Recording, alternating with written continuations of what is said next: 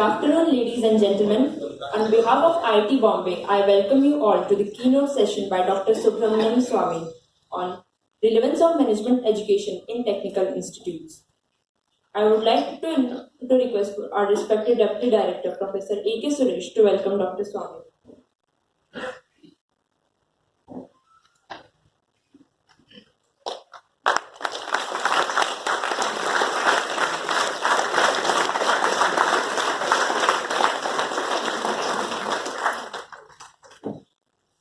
Thank you, sir. To start with, I now invite Dr. Swamy to further guide us.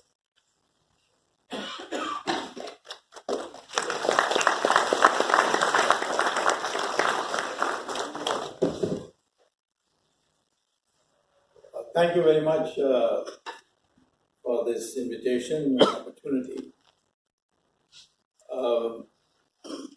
Not only I had something to do with IIT, but my wife was also teaching mathematics at IIT. She was with me at Harvard and then came back. And when I got sacked, she also got sacked. I, of course, fought in court and got back after 22 years and resigned the next day. And got my back salary for 32 years with 8% interest.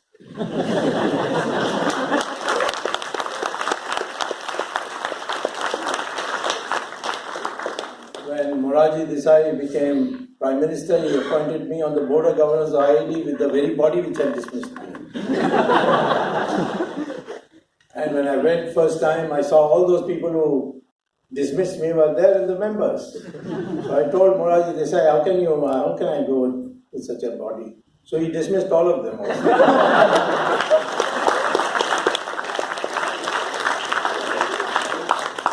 First thing I would say is a fighter in this country will always win in the end because the society takes time to respond, but it responds and finally it backs you at a very crucial stage to get your victory.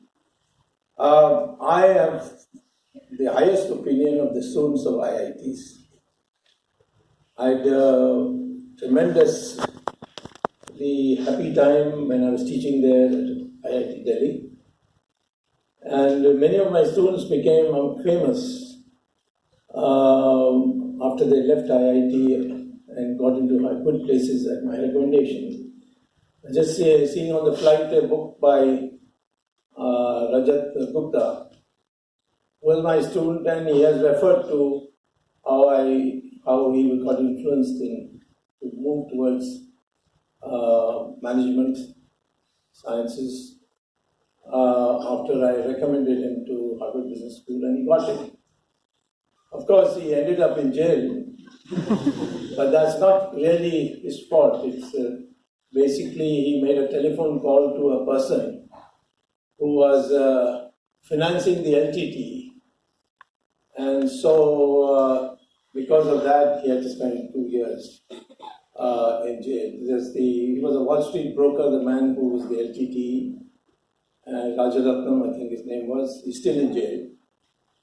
And Rajat Gupta is out. I recently met him. He seems to have recovered. What I would like to say is that, and of course I must add, my daughter went to IIT Kanpur and then went to Harvard Business School. Now she's in Boston because her husband, who was also her classmate in IIT Kanpur, is now Vice President of MIT. So IIT students are doing very well everywhere in the world, perhaps except in India.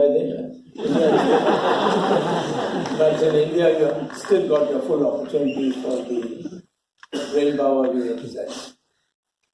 You see, economic growth is not so much investment and so much skill building.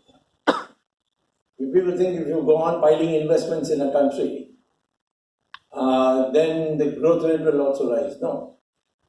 There is a law which is called diminishing returns. So after a point of time, more capital, more labor will give you less and less returns. So if you want to jump to a higher growth rate, you have to jump production curves. If you have a curve, the x-axis is labor and the y-axis is capital, and you have a curve which will be like that. It will taper off after some time because of the law of diminishing returns.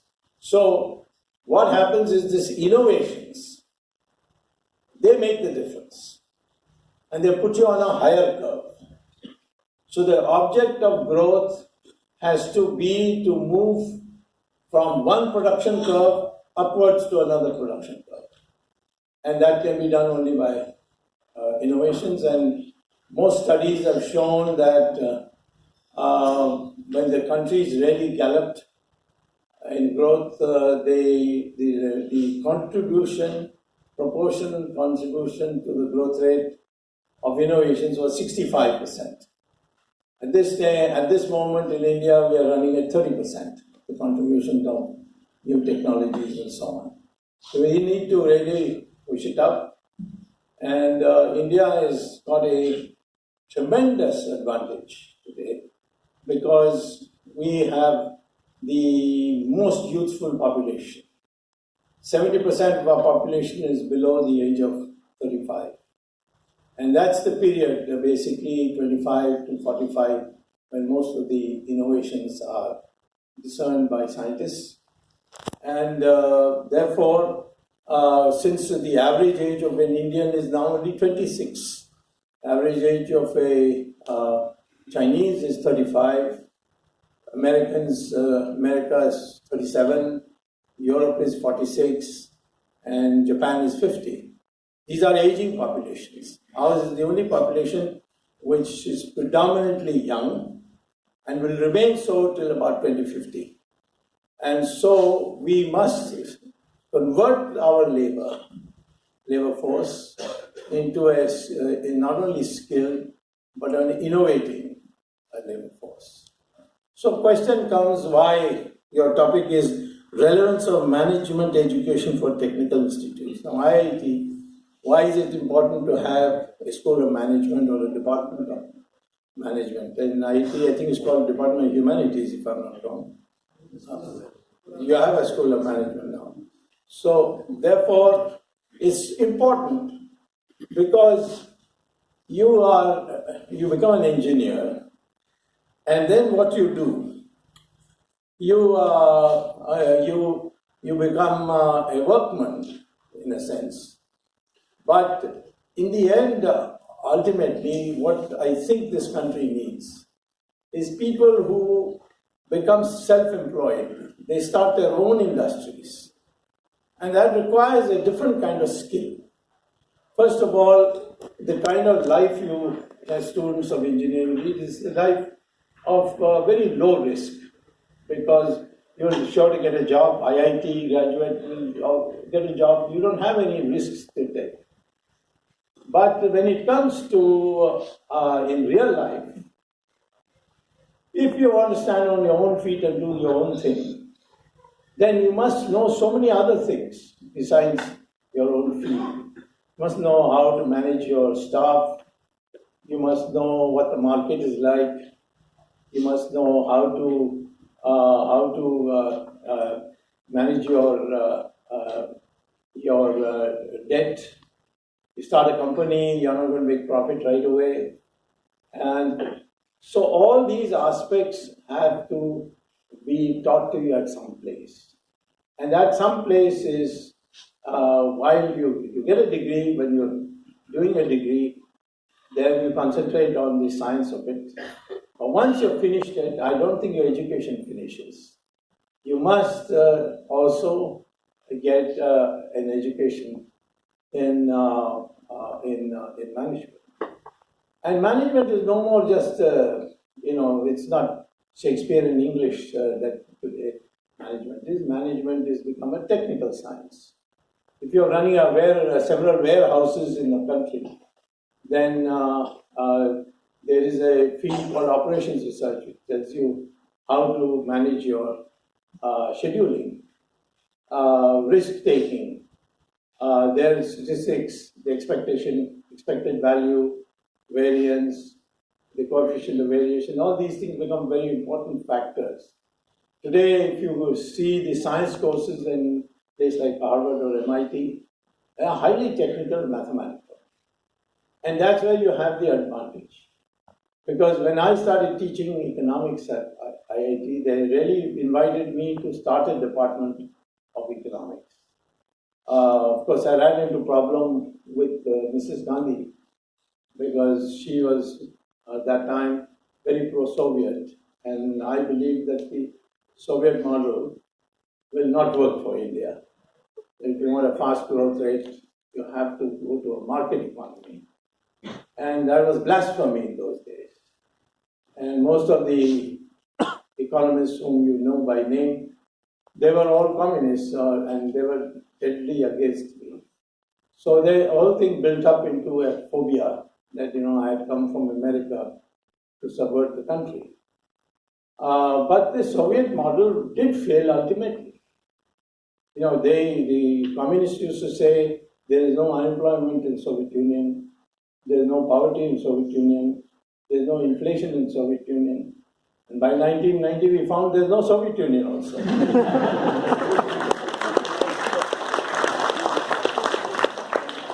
So it's broken into 16 countries today.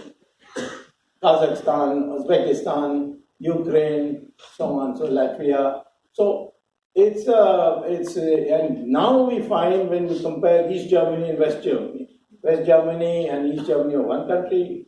In 1945, they were equally bombed out, and then it was partition. One adopted the market economy, the other adopted the Soviet system. And in 1990, when the Berlin Wall broke, then people saw the reality, the difference. Same thing with North Korea and South Korea. And the vast difference, both one country, one people. It's like a laboratory experiment. Even China, before economic reform and after economic reform. In India, as long as the Soviet model was there, that is up to 1990, when I became a minister in Chandrasekhar's government and subsequently held a minister's rank position in Simara's government, when we effectively scrapped the Soviet model. And till that time, from 1950 to 1990, 40 years, India was growing at only 3.5% per year. And 3.5% is absolutely, it's not worth anything in the sense that it will not solve your unemployment problem, it will not solve your poverty problem. And therefore, we remained a largely poor country till 1990. In 1990, we scrapped this Soviet system, and the growth rate increased from 3.5% to 8% in just 5 years. And since then, 8% is no big deal. Of course, presently, I hate to say it because it's my party government, but we are in a mess. And that's because I'm not in charge. That's the problem.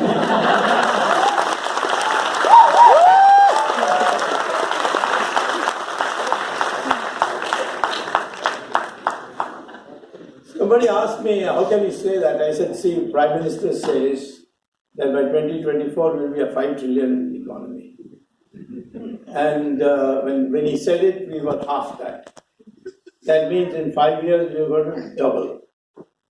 If you work out doubling in 5 years using the compound rate of growth, you'll find you have to grow at 14.4% per year. Now, only a person who doesn't understand economics will say something like this.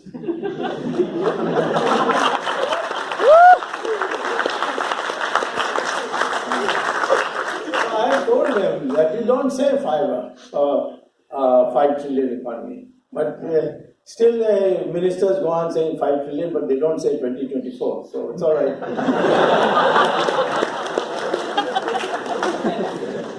So I would say that, therefore, because in engineering you learn all these mathematical tools, what you need if you were to start tomorrow to start your own company, then you have to be able to have a model of growth. And for that, you need certain amount of rigorous training in mathematics, statistics, and that in engineering you learn. That's why my classes in IIT were highly successful. And my neighbor in the neighboring university was JNU. So the contrast was not very difficult when he was superior. But JNU students used to sneak in and take classes. Because there they were only taught all kinds of rubbish. So they still do there. So IIT was the place where we need to create a new breed of entrepreneurs, not engineers. And if you have to be an entrepreneur, you must learn the art of risk taking. And if you want to know the art of risk taking, you must know probability theory. And that's the only scientific way to know risk. So, in fact, I have found hopefully Indians are brought up as risk averters. This is the biggest minus for Indians. Why is it that after all these brilliant software scientists we are not yet been able to produce a single domain model, or say for Microsoft, it's a brand name. Have Indians been able to produce a single brand name? But they are very good in solving problems. This Y2K can solve it. Indians can do it. If you want to be a blue collar IT worker, Indians are super. But this is because of the mentality that we have. That mentality has to change. You must be now ready for risk. Risk means you risk failure too. Failure is not a bad thing. You learn a lot by failure if you have that kind of dynamic attitude. Here people commit suicide if they don't pass an exam. This is absurd. You can always pass an exam. And in fact, you don't have to pass an exam to be Prime Minister of India. That I can tell you.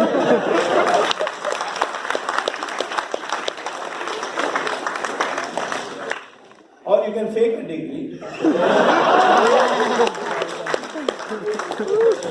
So, I have seen this. You see, in my class at Harvard, we had students from many, many countries. And I have a good number from India. When the courses were over, the exams were over, I used to ask my class students, now what are you going to do? What kind of career are you going to go after? I said, there are two kinds of careers, simplified. One is a career where you take risk, like Bill Gates did, and you found that he became a billionaire. Of course, there's a risk. You may fall flat on the ground, lose everything. And the other is, you join a corporate company, you become an employee, and every year your salary will grow by 5%, and your provident fund and gratuity, etc. will be added. And at 60 or 65, you retire. You get all that money, you buy a house and watch television for the rest of your life. This is the risk-free life. And when I used to ask, the American students used to tell me, what's the probability I'll end up like Bill Gates? But the Indian students, all of them, without exception, would say, no, we prefer the second one. That is, go and get a nice corporate job in a corporate life and earn steady income. And so I used to tell them, what kind of mentality is that? This is what we call as a guaranteed poverty life. So the Indian students used to say, but it is guaranteed. That is the important part. This desire for stability, this is the most anti-development habit one can have. Where you learn all this, then how to take these decisions, how to know the market, these are only through a formal training in management science.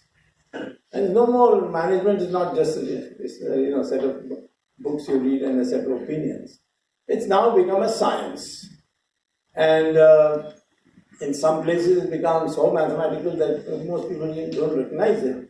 But the fact is, if you want to know what's the optimum size of employees, what's your inventory, all these things today can be computerized. And therefore, this training, formal training is necessary. And this formal training that you get will help you become yourself a person who has built something. This country is short of innovations. This only IIT type students can do it, because the atmosphere, the infrastructure here is far superior to any other provincial or regional engineering college. And this IIT, if it enables you to get a management degree after leaving the IIT, I believe BE, after BE, if you can get a MBA in the same, which of course now more and more IITs are making arrangement, that will be the ideal formation. And this ideal formation must apply to both girls and boys, because now we are in a century of what do they call as knowledge century. No more muscles count. Physical strength is no more important. And that's has been our tradition also. Women are always given the most difficult intellectual jobs in our tradition. You see, Brahma's cabinet, all the important portfolios are with women. Defense is with Durga, finance is with Lakshmi, and education is Saraswati. So I asked somebody, tell me one male god with a portfolio. He said, yes, information broadcasting is Narad Muni. Like we say, women gossip all the time, etc. It's not so. There is nothing genetically different as far as brain power is concerned. And so we are in effect, when we make women go stay at home against their will. I mean, if a woman likes to stay at home, that's another matter. But the fact of the matter is that this 50% is only unutilized. And we have to therefore design. The ISRO now, I think nearly 50% of the scientists are those who did the rockets and so on. We produce the cheapest rockets in the world, and 50% are women. So I would say in the relevance of management studies is precisely this, how to deal with society.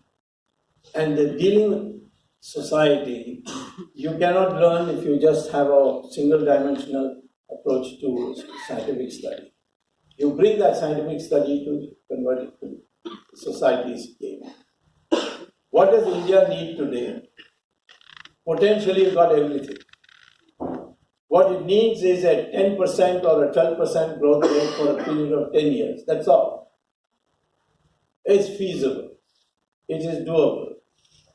When we were going at 3.5% per year, people said, oh, this is the Hindu rate of growth, as a sneer, to just belittle us. But the fact of the matter is, it took you just 1 year to turn it around and go at up to 8% per year, and we have been going 8, 7, 6 like that throughout since then. Now we must go up to 10 and more, 10 plus, I'd say. And of course, the allocation of investment should be according. You can't go on investing in capital-intensive industries. You have to see that small and medium industries which provide you inputs for the large industries, they should be also developed, which requires a certain degree of changes in how you deal with capital. Capital, our interest rates are too high. When I was Commerce Minister, Walmart came to see me, their bosses came to see me, to ask me to allow Walmart into India. And they said, we have allowed it China has allowed it. Now, what is the difficulty for a democratic country like yours to allow it? You must change the regulations so you can come. Now, what was Walmart doing essentially? They were coming to this country. They were then buying in the wholesale market agricultural produce, packaging it and having nice air-conditioned shops and selling it.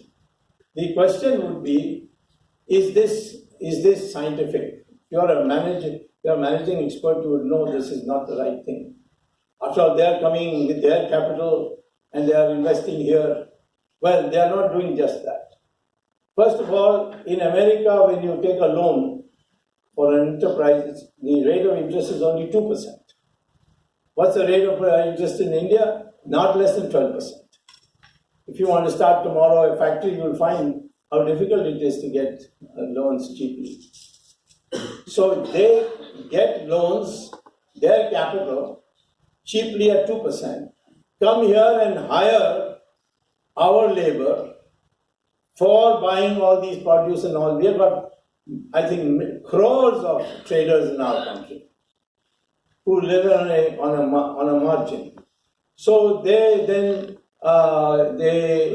they buy them off, or they pay them more and get away their labor, and all these traders will become unemployed. So they will make a profit without difficulty. In China, this is not a problem, because China, communism had destroyed the service industry, because Marxist theory was that there is only physical goods. There is no such thing as services. Services are not to be included in national income. So therefore, they had destroyed the service sector, and to rebuild, the Chinese decided they will allow foreigners to come and build the service sector. But in India, you have to know that if this Walmart is allowed, your own base would be wiped out. So they asked me, what is the solution? I said, the solution is this. You allow all our companies to go and bid for building roads, setting up small industries in United States, draw money from US banks, which means 2%, and take cheap labor from here. And then you can come with your cheap capital and take our cheap labor. I have no problem. They said it's an immigration problem. Then I said, that's your headache, not mine. Unless you are willing to, if you want your capital to come here and be utilized and take benefit of our labor, but you don't want our labor to go there and take your capital and prosper there, that means that there's a double standard. I'm putting it a very simple example, because these things you'll only learn if you learn management. The totality, it's not just producing a machine or repairing it or creating a manure model of a machine. What you need to know is the totality of production system in the country. And that, when you start going to do management, you learn this. I will make one final comment, and after that you can have questions if you want.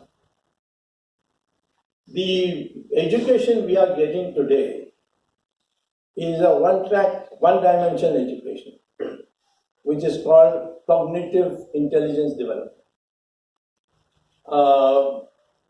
Actually, now our rishis had recognized it long time ago, but today the Americans have given it a modern shape. They have taken yoga also, and now they are making it look as if it is an American. Now they got something called Christian yoga in America. I don't know how it is, what difference it makes. But there is a difference between the cognitive intelligence that you are developing in IIT and what you need in real life. Now, in real life, supposing you build a factory and it pumps smoke into the air, it creates a pollution problem. The health of the society will be hampered. So socially, it's damaging, but for you, profit-wise, it will be advantageous. So that's a narrow way of looking at it. You should look at the total picture. That's what we call as social cost and social benefit analysis. And that is what your activity is. How does it lift the society? That is something that you have to learn. Supposing I start a orchard, and then my neighbor comes and starts a beehive. then that's supplemental. Because when the blooms come, the bees will come and make honey, and he will also get his honey free of charge, whereas I will get my profit by having the orchard. So this integration of our society is very important. And that's why economics is not common sense. You see, and that you can only learn when you get a degree in management, where economics is a part of it. For example, in 1920s, the United States suffered a huge depression, and there was a practical shutdown. What happened? It began this way: that the U.S. president asked his economists, in their state of knowledge at that time, that I've got an election coming and there's unemployment in the country. So I need to reduce this unemployment, at least at the election time. And what should I do about it? So the economists suggested, on the basis of the knowledge they had at that stage, that, you see, the unions have raised the wages to such a level that people are not employing anymore. So you persuade the unions to lower the wage rates, agree to a cut in wage rates, and thereafter, after the election, you can raise it. So the president said, very good, and he called the unions, he got it done.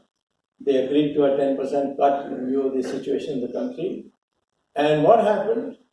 Unemployment increased. Why unemployment increased? Because when you cut wage rates, you also cut purchasing power. And when you cut purchasing power, the demand goes down, some industries will fold up, and that's how unemployment will go up. So economics is a interdependent system. That's why matrix analysis is very important in economics. And in our country, we have suffered because of it. Today, why we have come to this stage in our country? It's because of poor management. What happened is we called in my opinion, the most unqualified person, Raghuram Rajan from MIT. Now, I don't know what he learned there, but he came here, the first thing he started doing is raising interest rates. He said, I have to control inflation, so for that I have to raise interest rates.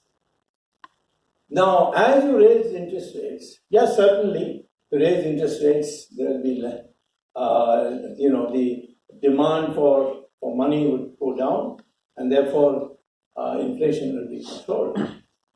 That's the microeconomic approach. But the macroeconomic approach is you raise interest rates, so the cost of capital of small and medium industries will go up very much, and they're already working on an edge, so they'll all fold up, and unemployment will come. And if the country has a depression, that is no great advantage that you have managed to control inflation. And he went on raising it. I told the Prime Minister, it's like a doctor saying that there's no other way to control temperature for a patient except to kill him. Then all the temperature will drop. The same way you're killing the economy. And finally agreed and sent him home. And he's probably lonely, so he keeps coming here and giving us fatwas and fatwas. He has no status in America except a professor. But here he was, lioness and so on. So naturally they keep coming. They're all what they call is the winter birds. When it's cold there, they come here for a better environment. I'm saying, therefore, you must understand that even if you're an engineer, you must understand the macroeconomics of a country. And you cannot understand that unless you know how the interactions take place. You do something, it works in some occasions badly, sometimes very good. For instance, today, suppose somebody was to ask me how to turn things around, I'll say print notes and build roads. So they said, how is that going to do it? He said, because if you print notes and you build roads, nice fancy roads, turnpikes, then the labor will be given that money and he will go and spend it. The problem today in the economy is what? It is the lack of demand. So, you can't raise it, it's fiscal deficit. The most brainless place in the world, I'm telling you, is IMF and World Bank. They don't think there at all. They earn a good fat salary and they'll say, no, you cannot raise. What is this fiscal deficit? I mean, I know what it is, but it's the most brainless thing I've heard. If your economy is demand starved, then pumping money into the economy by just printing notes, breaking all ceilings of fiscal deficit is a good thing. And if indeed the problem is excess demand and the supply is low, then of course you'll have to not do that, but then motivate the industrialists to produce more. You can't today cut taxes for the corporates and say, I've taken a step. This is what our government has done. They've cut taxes for the industry and said we have now encouraged them to produce more. But the country is in a glut. You go and see the automobile shops. They are all lying unsold. So there you have to worry about the demand. So if you're going to be a manager or you're going to be running your own company, you must know these aspects, which you will never be able to learn in a BTech course. So, what I'm pointing out to you is therefore, you need not only your cognitive intelligence, you need different kinds of intelligence. Now, the world recognizes 6 different types of intelligence. One is called cognitive, which is your IQ. Second is what they call as the social intelligence. How to interact in a society, how to look at the social good. Now, as I told you, build a factory and it pumps smoke into the atmosphere, then you lack social intelligence. So, therefore, social intelligence is another subject. Now there are separate books published on it. You can go to Google, Amazon and type social intelligence to get it. Emotional intelligence. The art of persuading somebody to buy your product, or the art of persuading somebody to agree to your point of view without being disagreeable. So that thing, that's another form of intelligence. It's the third. Fourth is moral intelligence. That your approach should be not by pulling someone else down. That's one good thing I like with the Americans. When they compete, they try to find how to get ahead of you. But in India, most of them, how can I pull his leg so that he comes on the same level as me? This jealousy factor that is predominant in India. So that is called moral intelligence. Then there is called something called innovational intelligence. It's a separate subject and there are books on it. And what are they saying? What our Rishi and Munis have been saying for centuries. That all knowledge is in the cosmos. And that's what we call as Brahman. And your brain has got a neural Wi-Fi. If you can connect it to this Brahman, then you'll become a genius. And for that you have to do this kind of meditation, that kind of upasanas, etc., etc. These are all prescribed. The same thing is now being written in Western books called innovational intelligence. That who becomes a genius? One who is able to communicate with the cosmos. And that comes by concentration, good habits, and so many other things. Waking up at 4 a.m. in the morning, which is called Brahmamutra in our Murta in our ancient literature. So then, of course, environmental intelligence, which is now a new field, where you design your factory, you design your output in such a way that the environment is promoted.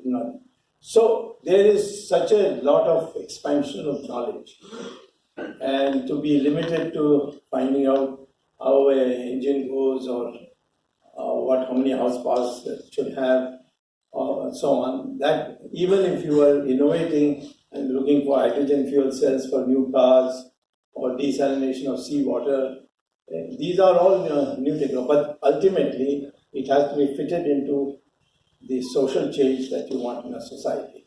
And when you want social change, you have to know much more than what you learn in the IITs. You have to have learned the science of dealing with people and getting the best out of them. That is what is called as management education. Thank you very much.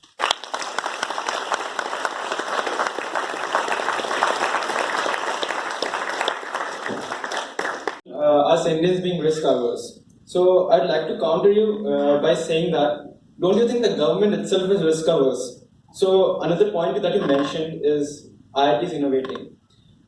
In pure science, I could actually count on my one hand the number of institutes that are innovating in pure science, and I don't think the IITs are one of them. This is me coming as I'm a student of pure science. Thank you. Well, let me say one thing, the definition.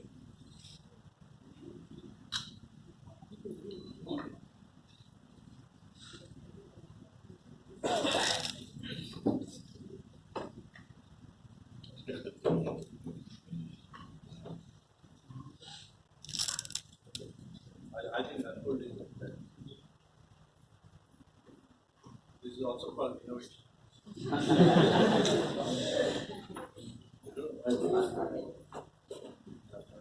Okay. Now it's okay. You say, let's not be too critical. Where is the promotion? Where is the reward for people who decide? I know young people come and complain to me that they write the thesis, but the thesis advisor appropriate. In this country, we have lost that old Gurukul system atmosphere, where the teacher feels he has arrived, and now he promotes and develops others. That's the greatness of Mahatma Gandhi, by the way. There are many things about him, his ideas and so on, which I don't like. But he was a genius in promoting people and creating a leadership where people develop confidence in our country that yes, we can rule ourselves. You may be surprised because you have forgotten, you were not there and you don't know what the atmosphere was. There was an atmosphere where majority of Indians thought that we need the British to rule India. Otherwise we'll fall apart. We'll go back to the old days of fighting amongst ourselves. So the question is, if our institutions have either, it's a very complicated situation, so there's no easy answers. But what we need is mentorship of senior teachers, of students, and seeing them develop where they begin to stand on their own. They do it in America very systematically. I'll give you one example. I'm one of the only 5 students of Paul Samuelson who he considered as his best product. But I was one of the few, maybe amongst the 2 or 3 who were joint authors with him. How did it happen? I was in his class and he was writing equations to get a result. Of course, I went from India after doing mathematics honors and mathematical statistics, so as I head of the class in those days because mathematics had not really become a very important part of economics. So he made a mistake, so he couldn't get the answer. So he kept looking. So from behind I said to him, you'll never get the answer because you made a mistake. So he froze and turned around and he said, who said that? I said, I said it. So he walked up to me and he said, what did you say? I said, you have made a mistake, you will not get the answer. He said, go to the board and show it to me. So I went and showed it on the board. Then he said, okay, class over, told me, come and see me in the office. My classmates assumed that he was going to rebuke me. And many of them told me, have you got your ticket back to India? And they were all foreigners, Britain, this place, about 30, 40 countries. When I went to his office, he told me, I have got an idea after what you told me. Let's do a paper together. So that became the classic theory of index numbers, which is today used by you and everybody, except India, of course.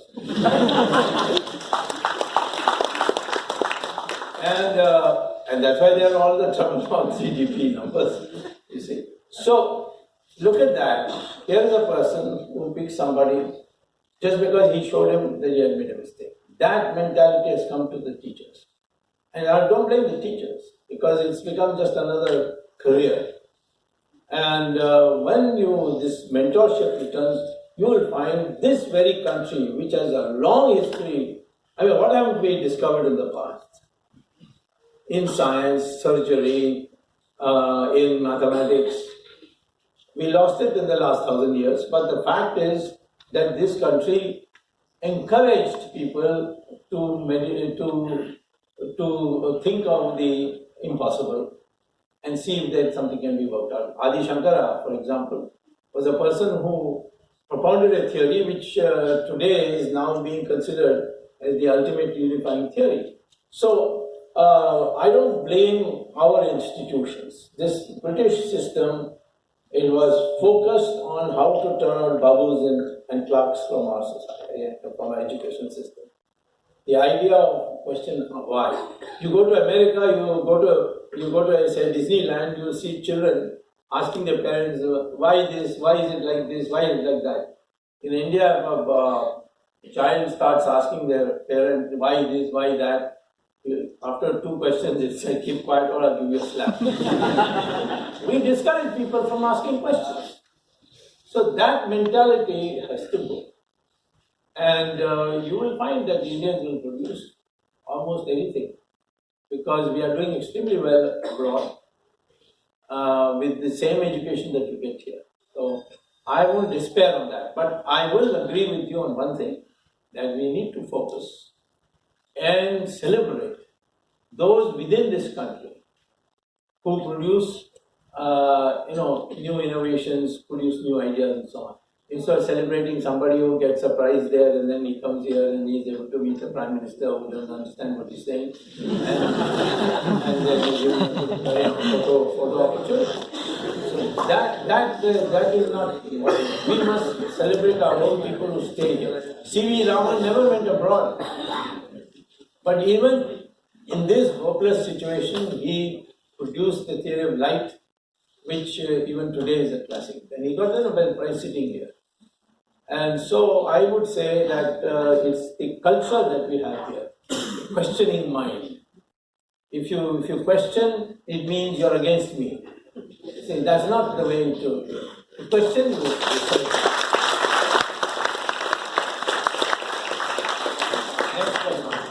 Sir, can you tell 5-6 ways to improve the current economy? Or Put your hand up there. Oh yeah. 5-6 ways to improve the economy. yeah, First is make me finance minister.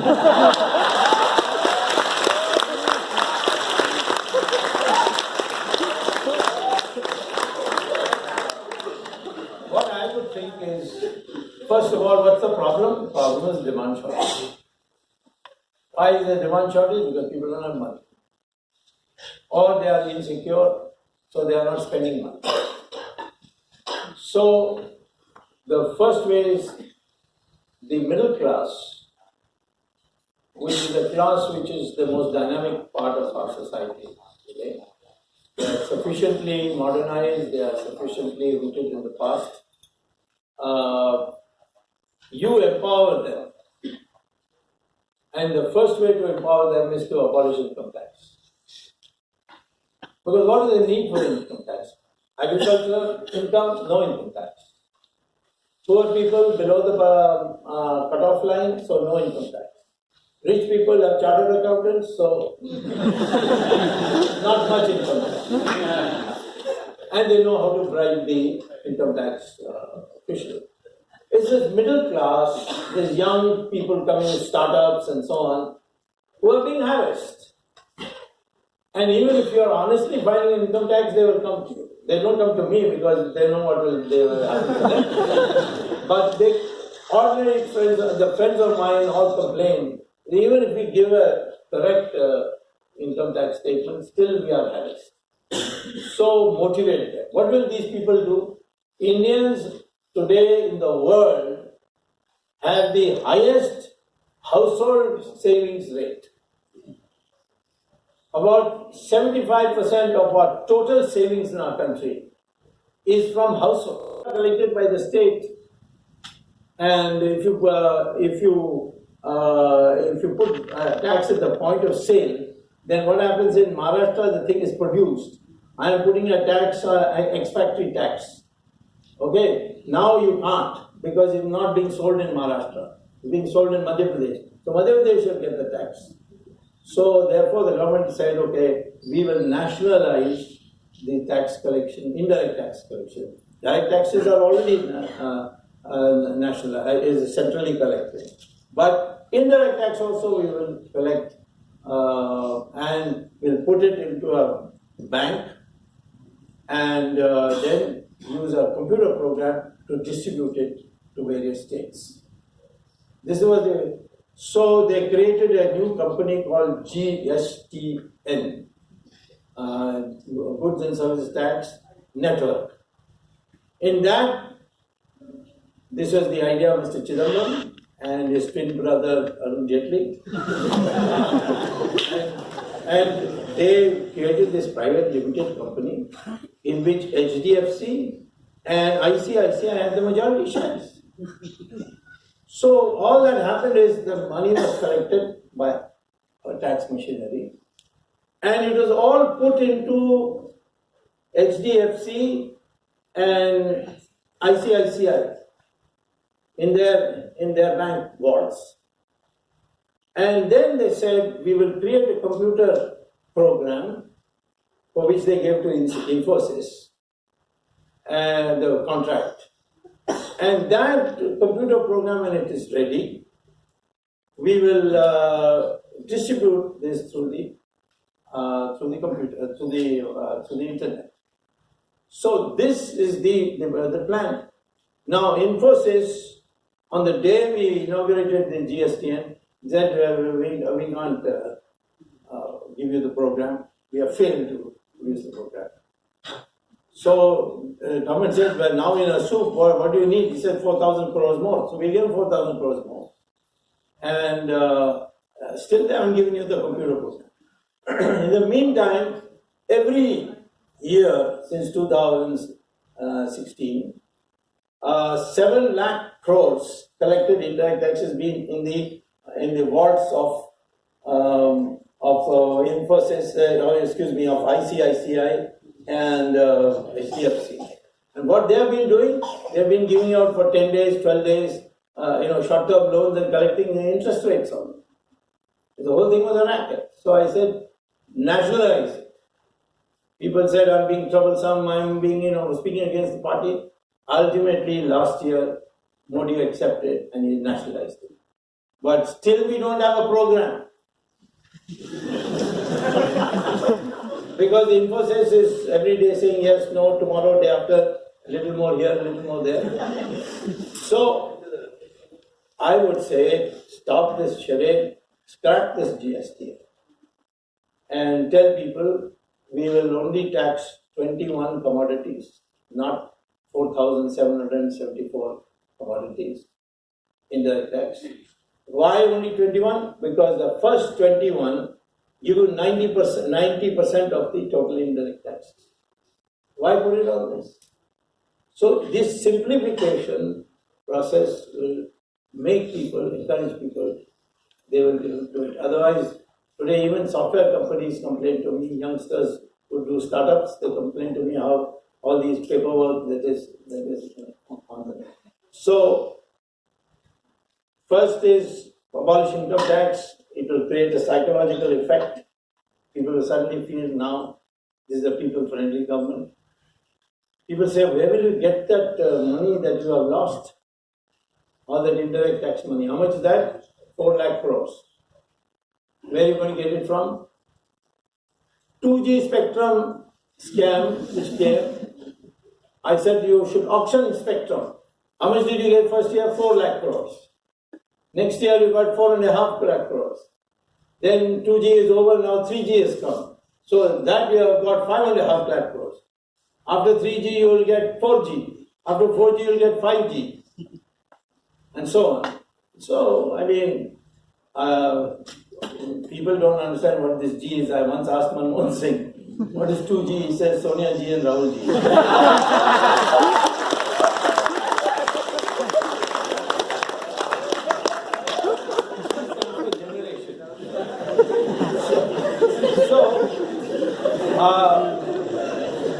What did we do in 1990, 1991 to get the economy moving? Same thing, abolished income licenses, quotas, one blow. All the bureaucrats told me, sir, you are going to have a major revolt in the country. Everybody will come here, they will then chaos and all that. Nothing happened. This country is essentially a decentralized society. When we say, when we say about our village panchayats and so on, we have always been decentralized. Centralization is our religion, Hindu religion is totally decentralized. When anyone says I am a pope, there's no pope, there's no church, there's no third book. It's there's all kinds of schools in this country. So this is a decentralized society. Empower people to do their thing and incentivize them. That is the way to proceed further. And I told you that India can always recover from a crisis. In 1965, we had a food crisis. Lal Bahadur Shastri, what did he do? He just produced a package of goods, new seeds, assurance of water, fertilizer, pesticide, and in no time we were exporting food, that much food. It was called Green Revolution when it was only applying to 10%. If you do it for the entire agriculture sector, we'll feed the whole world. We have got 150 million cows. They give you, and they are supposed to be the Indian boss Indicus cow. Milk is supposed to be a highly medicinal value, but it produces only 200 liters per year. One Israeli cow produces 10,000 liters per year. Imagine 150 million cows started giving you 10,000 liters per year. I'll have to come here swimming in. Abundance is there in this country. Since we are running out of time, we'll take one more question. So, good afternoon, sir. Here we talked about innovations. Recognition of innovation, I feel, because I have been in this field for about 35 years, recognition of innovation is not properly incentivized. Yeah. So, what we feel in this industry, that innovation has to come from abroad only. So, it has to be some kind of institutionalized so that recognition comes to our own innovators. No, you are surrendering to your inferiority complex. I will not agree to that. We, in no time in this country, if we change the psychology. This psychology which has come to you because of these bogus history books.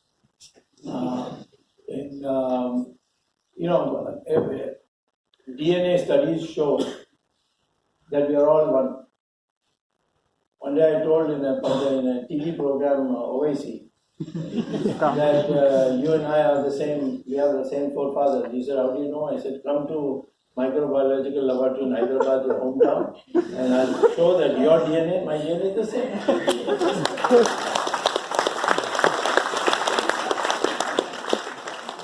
The DNA of the so-called Brahmin and the so-called scheduled caste is also the same. And it is, it's an environment. Ambedkar was far smarter than Jawaharlal Nehru, but we still call Jawaharlal Nehru. Jawaharlal Nehru never passed an exam as Pandit. better.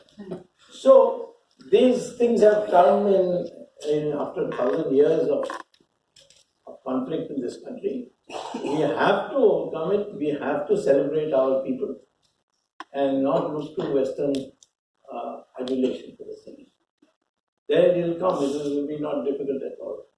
And in many areas we are today as good as this thing, but people are recognizing abroad doesn't mean that you will recognize here. You will get into the mentality. The only way to do it is go there, and there you have to curry favor.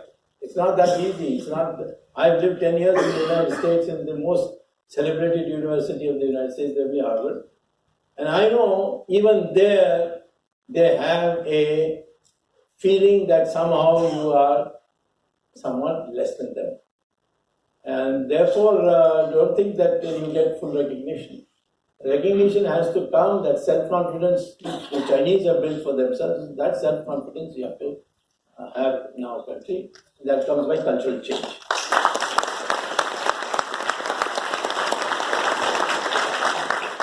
I request all of you to please give a huge round of applause for Dr. Subramanian.